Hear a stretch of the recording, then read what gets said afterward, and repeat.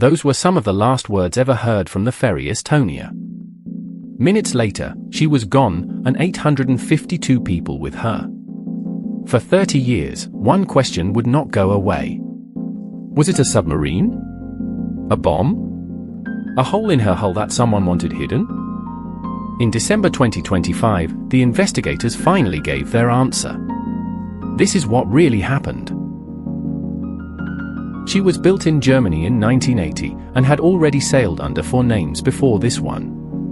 A ferry for cars and passengers, 155 meters long. Her whole bow was a giant door, as heavy as a small building, that lifted up so cars could drive straight on. 7:15 in the evening, the 27th of September, 1994. Estonia left Tallinn for Stockholm, a night crossing of the Baltic she had made hundreds of times. On board were 989 people. The forecast was bad, and getting worse. By midnight she was out in open sea. The wind was blowing a gale, and waves 3 to 4 meters high were striking her on the bow. And there was something in her past that no one on board was thinking about. 20 months earlier, a sister ship with the very same bow had limped into port with one of its bow locks torn clean off, and the others cracked. It was repaired, written up, and forgotten. Estonia's crew had almost certainly never heard of it. Her bow was the key to everything. That giant door, the visor, was the whole front of the ship, 68 tons of steel, held shut by 3 heavy locks. But here was the flaw that would kill her. On the bridge, a small panel of green lights told the crew the bow was safe. Those lights did not watch the visor itself. They only watched the locks.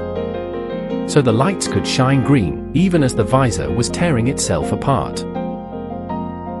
At about 5 minutes to 1 in the morning, a heavy metal bang came from the bow as she dropped into a wave.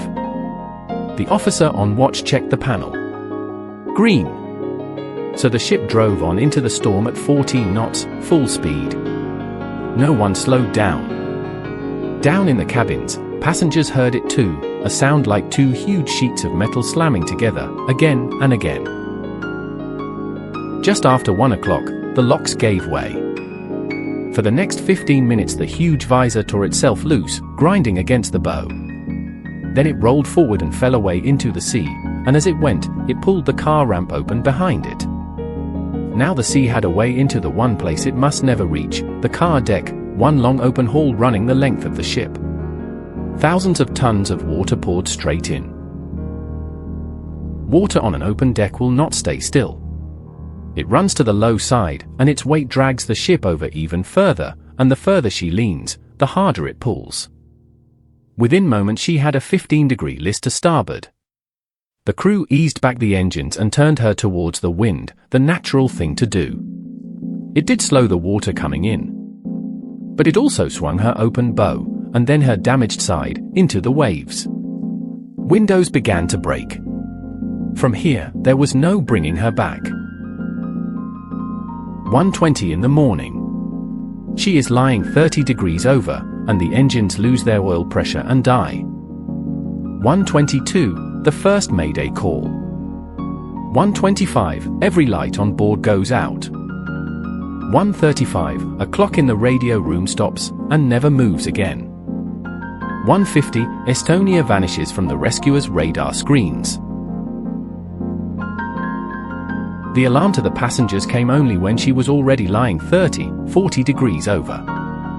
For the hundreds of people asleep in cabins on the lower decks, it came far too late.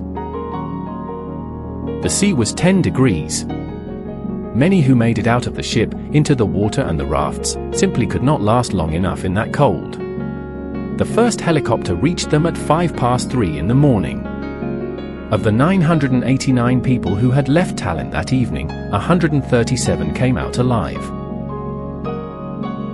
3 years later, the first investigation gave its verdict. She sank because her bow failed, and the sea flooded her car deck. For a while, that was that. But it was not the end of the story. Then, in 2020, a dive down to the wreck found something new, a torn hole in her starboard side that the first report had never mentioned. And all the old questions came rushing back. Was she rammed? A submarine? A bomb? The pressure grew so strong that 3 countries agreed to reopen the case. The answer came in 2025. Divers cut out the steel around the hull and put it under the microscope. There was no trace of an explosion. No burn marks. No sign of a crash with anything metal. Instead, they found the wreck was resting against a long ridge of solid rock on the seabed, and a 25-meter dent running down her side matched the shape of that rock, exactly. Right next to the hull, one of her fins stuck out, untouched. Had anything struck her there while she was still afloat, that fin would have been torn away. And photographs proved the hull had not even been there at first. It opened years later, as the wreck slowly slid down and settled against the rock. No submarine. No bomb. After 30 years, the mystery ended exactly where the first investigation had begun, with her bow. But the 2025 report said something the first one never had. This ferry should never have been allowed to sail that route in the first place. Every ship has a strong steel wall near the bow, called the collision bulkhead. Its job is simple: if the front of the ship is torn open, the wall holds the sea back and keeps her afloat. On Estonia, part of that wall was missing. In its place stood the bow ramp, a door on hinges. And a door cannot hold back the sea. A ship built like that was allowed to sail only with special written permission, and only close to shore, never on an open crossing like Tallinn to Stockholm. That permission was never given. That limit was never written down. She had left the shipyard, and every port after it, already unfit for the sea.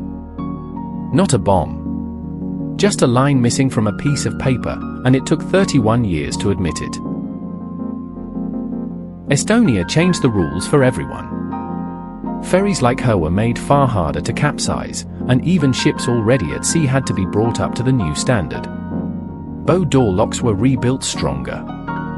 And today, every bow door reports back to the bridge, with sensors, with cameras, with alarms that sound the moment water gets in, so that no officer would ever again stand there watching a green light, with the sea already pouring in below.